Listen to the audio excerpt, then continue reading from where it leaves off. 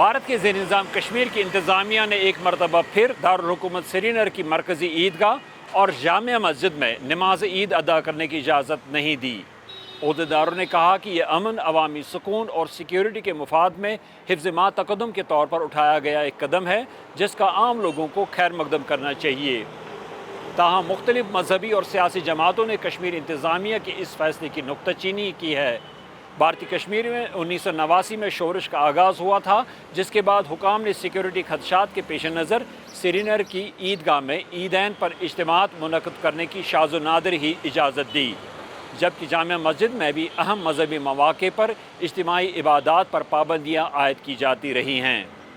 سری نگر کی تاریخی جامع مسجد کی دیکھ بھال کرنے والی انجمن اوقاف نے ایک بیان میں سری نگر کی عیدگاہ اور جامع مسجد میں نماز عید کی ادائیگی پر مسلسل پابندی کو انتہائی افسوسناک اور قابل مذمت قرار دیا ہے اور کہا ہے کہ حکومت انتظامیہ کے تازہ فیصلے نے وادی کشمیر کے مسلمانوں کی مذہبی جذبات کو مجروح کر دیا ہے۔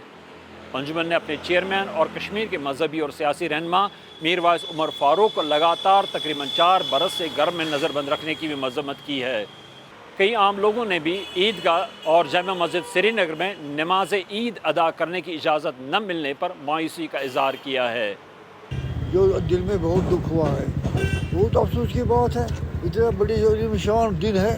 اس دوران جمعرات کو جموں کشمیر کی کئی دیگر مساجد، خانقاہوں اور امام بارگاہوں میں عید کے بڑے بڑے اجتماعات ہوئے۔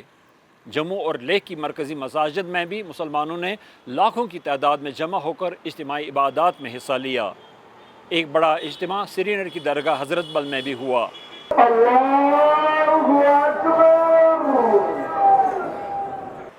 جموں کشمیر کے سربراہی انتظامیہ لیفٹیننٹ گورنر منوج سنہا نے منگل کو درگاہ حضرت بل پر حاضری دینے کے موقع پر کہا تھا کہ عید الاضحیٰ مسرت و شادمانی کا ایک ایسا موقع ہے جسے سماج میں بھائی چارے، امن، ہمدردی، اتحاد اور ہم آہنگی کو مزید مضبوط و مستحکم بنانے کے لیے استعمال کیا جانا چاہیے۔